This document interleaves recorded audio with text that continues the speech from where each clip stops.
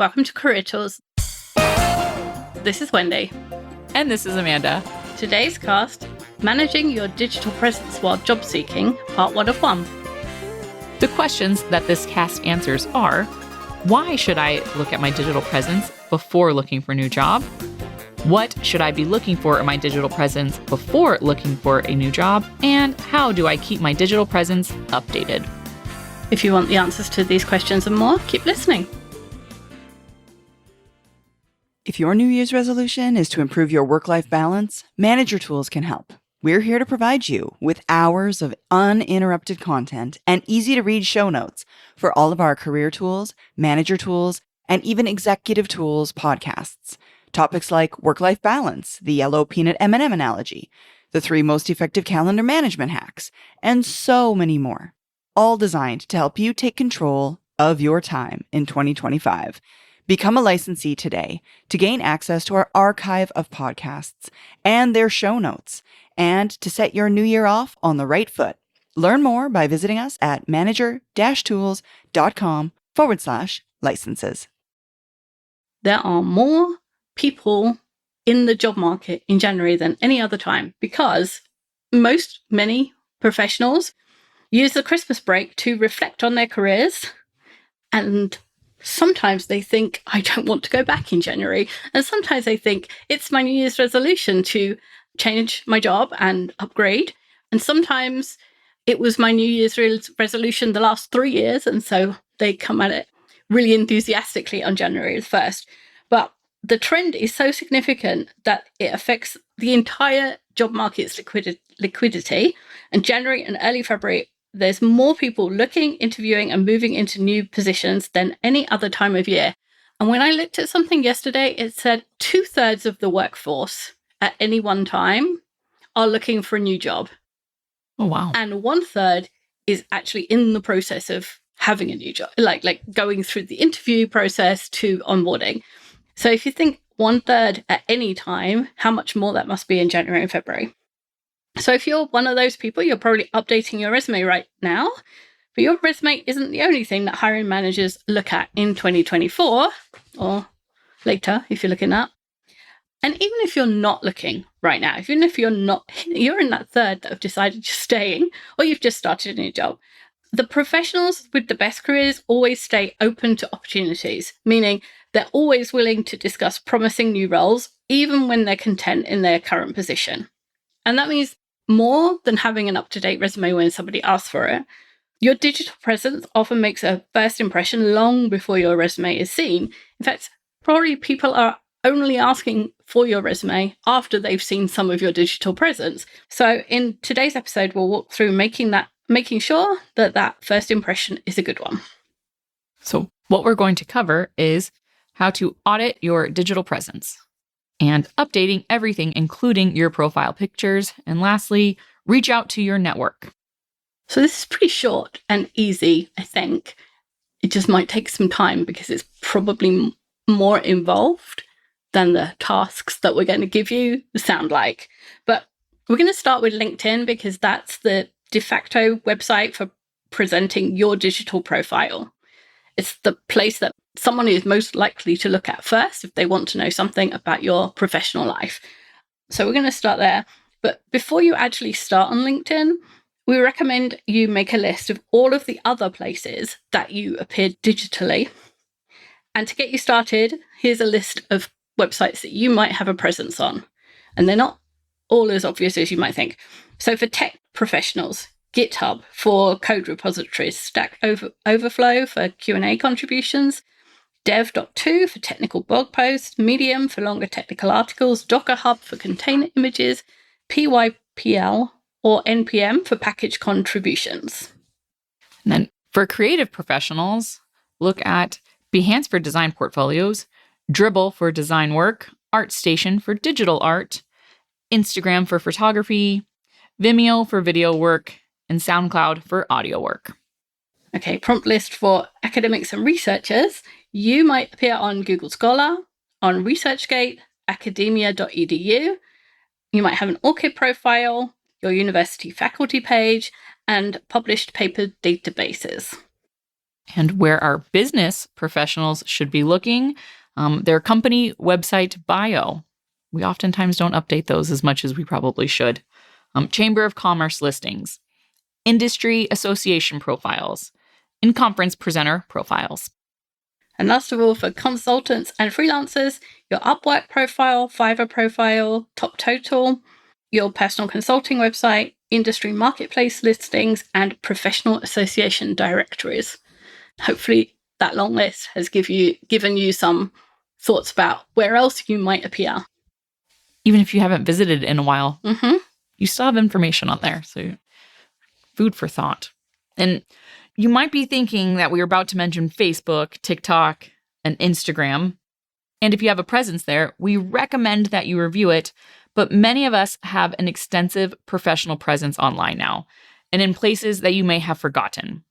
So obviously, doing an outline search for your name will bring up many of the sites too, and a few that you might have forgotten that you were actually a part of. So make sure that you include this in your tasks as well. And so this list could end up being quite extensive. So you might want to break up the updating task over several weeks. But we recommend, again, that you start with LinkedIn because it's the 500-pound gorilla. That's not right, is it? The 500-pound elephant? The elephant in the room? Anyway, LinkedIn is the place that most people are going to look first. So let's prioritize that.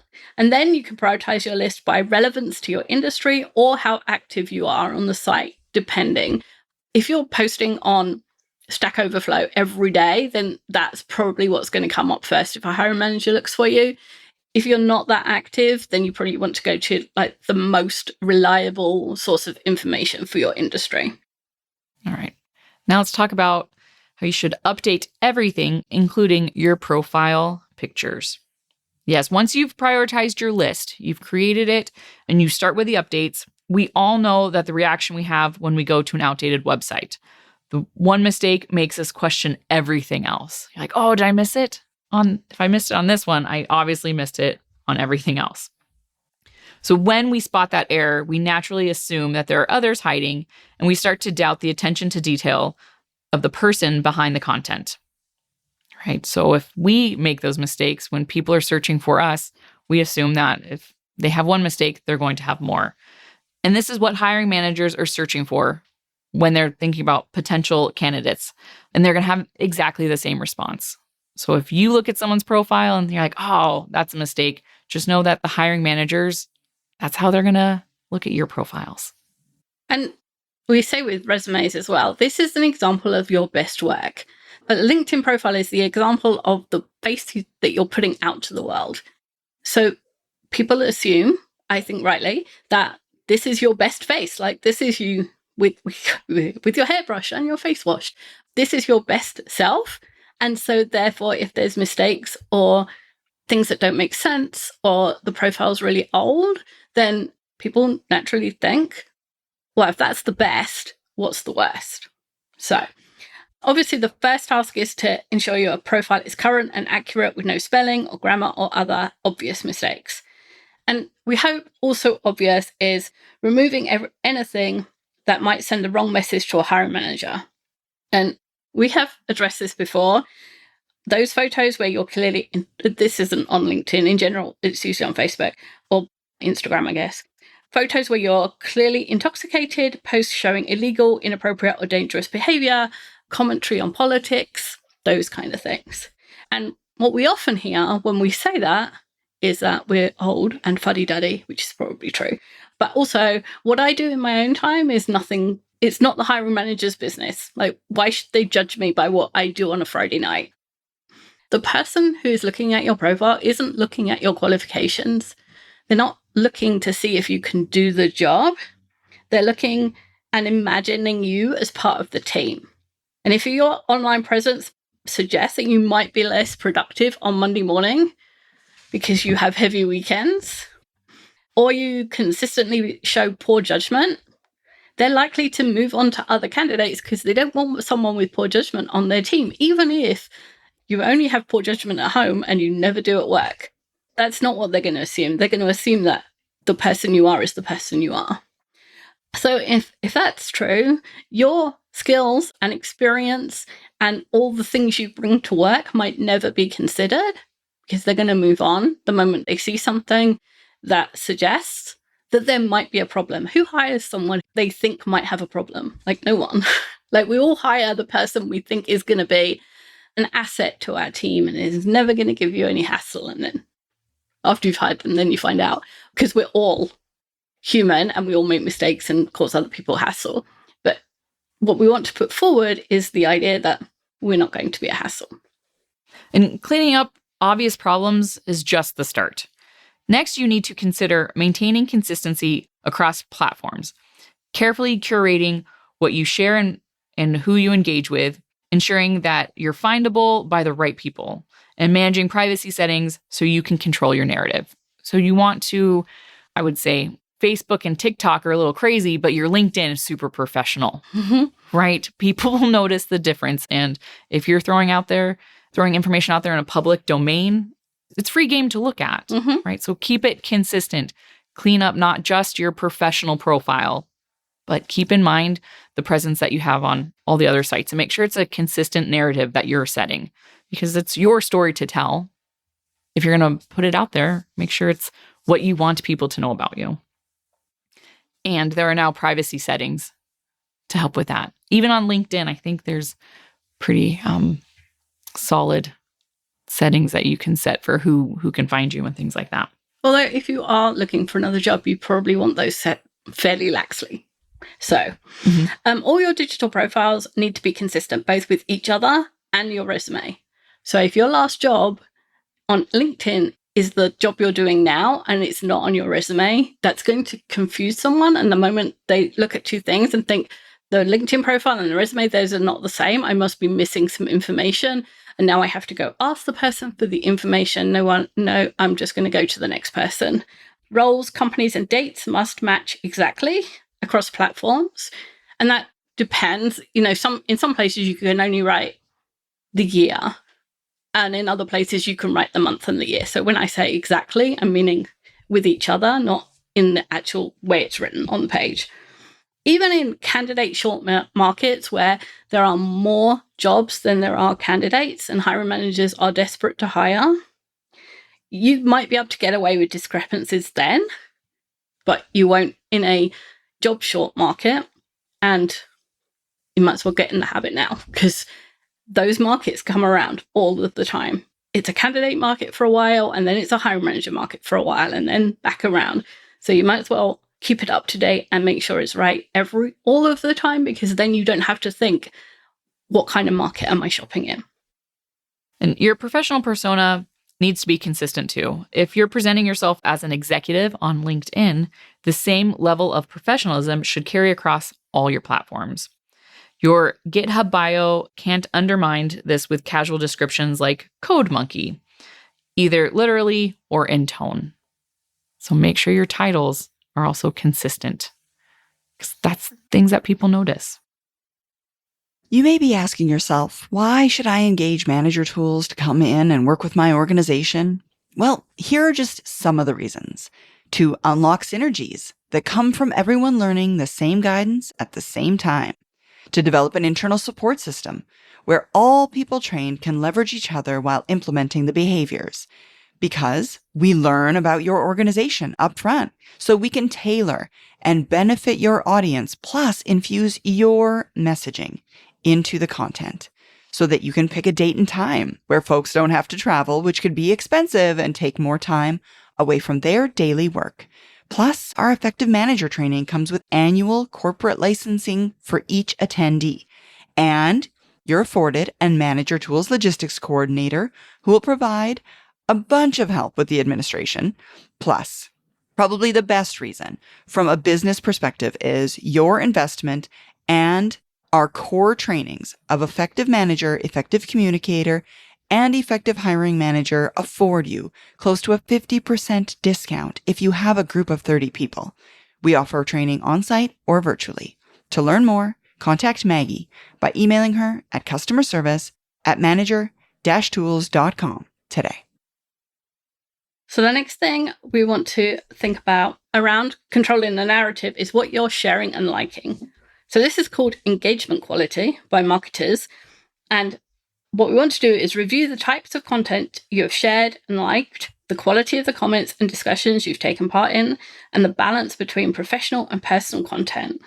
Because there are numerous stories of falls from grace of public figures based not on what they personally shared, but what and who they liked and what that person was sharing, or what conversation they were part of and what they said. Not even maybe what they said, but what the conversation, where the conversation went.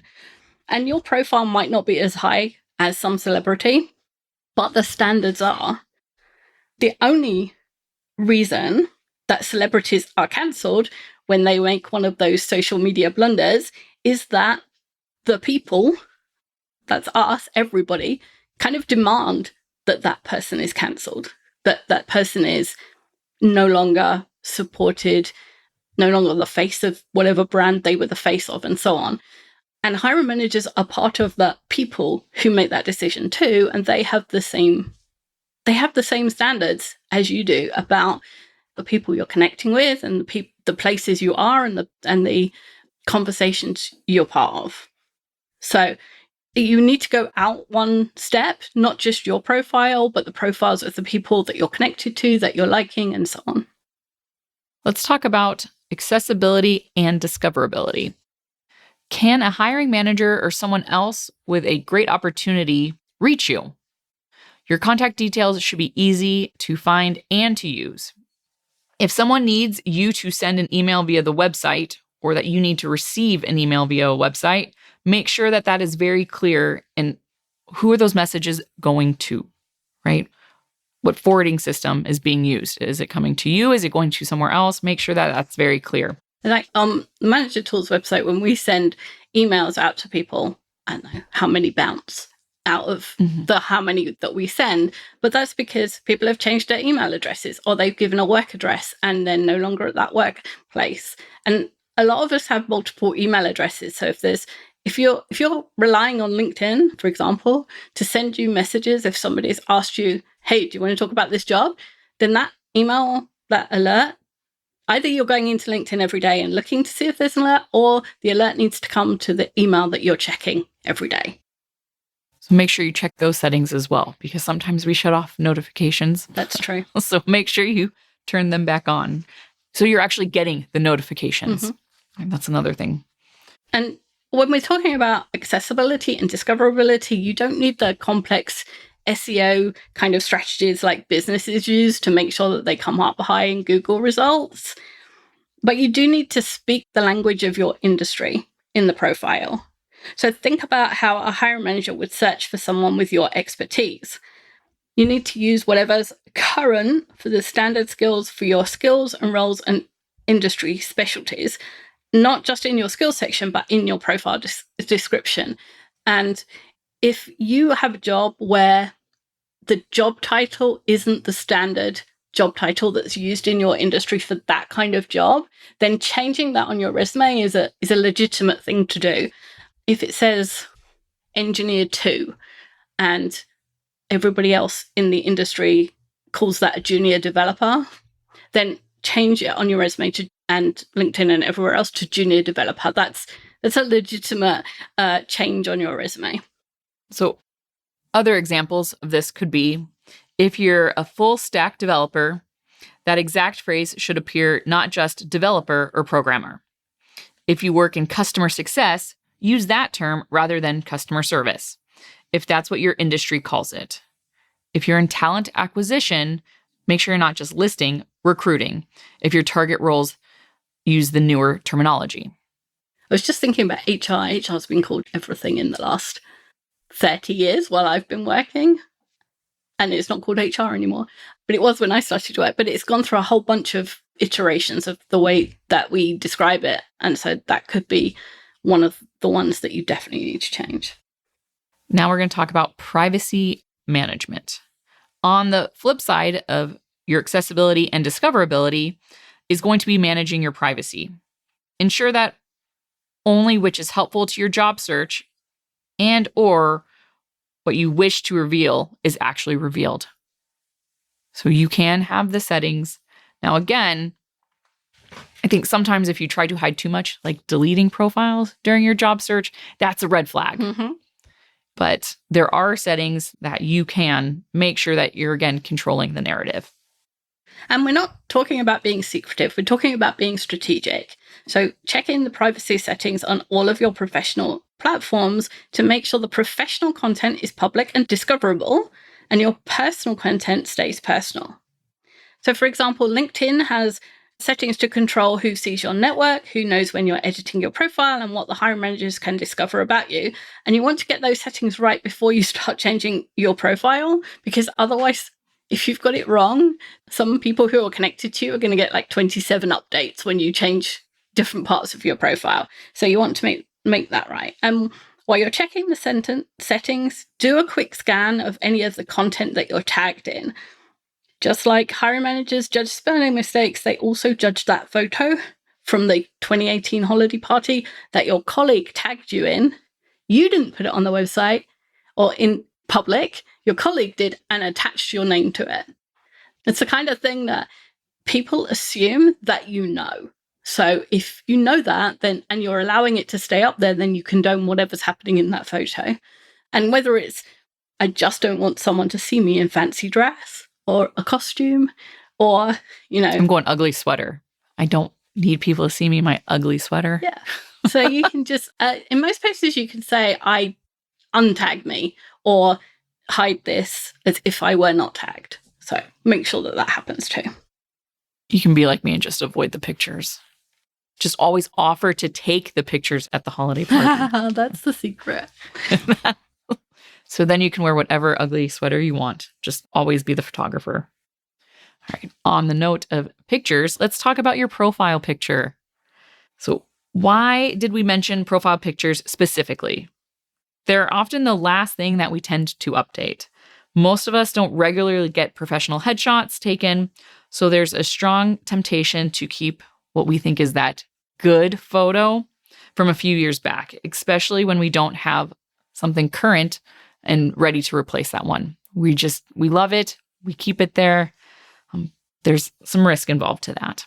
Yeah, because what happens when you get on a Zoom call for the interview or you walk into the interview room, instead of focusing on your qualifications and your answers, the hiring manager is going, they don't look like their picture. I wonder when that picture was taken, because, this person's got grey hair since then. Even if they don't spend a bunch of time thinking, how old is that photo, they might just feel misled. This often goes with people who cut off the older jobs of their resume to look younger, and then they'll use a picture that's 10 years younger. But the thing is, when you go into the interview, you're as old as you are, and you can't then hide it. And people feel misled because who you are and what you've done doesn't match what you told them ahead of time. And that's not the first impression you want to make. So a current professional photo builds trust and shows attention to detail. And if your photo is more than 3 years old, it's time for an update. All right. Lastly, we're going to talk about how to reach out to your network. While you're doing all this work, creating your narrative, making adjustments, checking all of those tasks that we've talked about, you also need to take the opportunity to reach out to your network. It's the first thing we would recommend once you have your digital footprints cleaned up and that your page is ready to go. Because it's about relationships, right? Surprise, surprise. You're already there. You've cleaned it up. It looks good. And now back to relationships, right? And fortunately, you have a natural conversation starter that doesn't scream, help me find a job. Simple Happy New Year feels genuine in January. And don't worry, if it's not New Year, any holiday will do. Like Happy July the 4th or Happy Thanksgiving. Or even, I was just updating my profile and remembered our great work on. So you can use that as an introduction. And any of those openings allow you to reconnect on a professional level without having that awkward, I'm looking for a job, so I'm just talking to you for the first time in 2 years. Yeah. And you should be probably reaching out more, right? Mm-hmm. But use this opportunity as a jump starter to make those connections more frequently. Yeah. All right. So updating your digital presence isn't just a New Year's task. it's an ongoing career management. Whether you're actively job hunting or just staying open to opportunities, an update to your digital presence is as important as an update to your resume. Don't wait until you need a new role to start managing your digital reputation, because by then it might be too late. So we know we're saying if you're doing this right now, but really don't wait. This should be a constant process, always evolving, because you never know when the next opportunity is going to arise and if they've already started to look at who you are. And someone said to me recently that they find all of these recommendations that we make overwhelming, that there's too much to do and it makes them feel inadequate because they're not staying up professionally. So if you feel that way, don't worry about it, because probably 90% of people will say, I don't keep all of this stuff up the way I should. They'll say, I don't stay in contact as much as I know I should. Nobody feels adequate at any of the stuff that they do at work. Everybody knows they could be doing better and want to be doing better, and it doesn't matter. So start where you are and work from there. Like, judge yourself by your own actions. Compare yourself by your own actions, not to what you think everyone else is doing. I can guarantee you that everyone else, even if they read or listened to every single cast we've ever given, nobody is doing every single action. So start where you are and only judge yourself by your own progress. Thanks, Amanda. Thanks, Wendy. That's all for this week. Join us next week as we cover a new topic. Bye, everyone. Bye.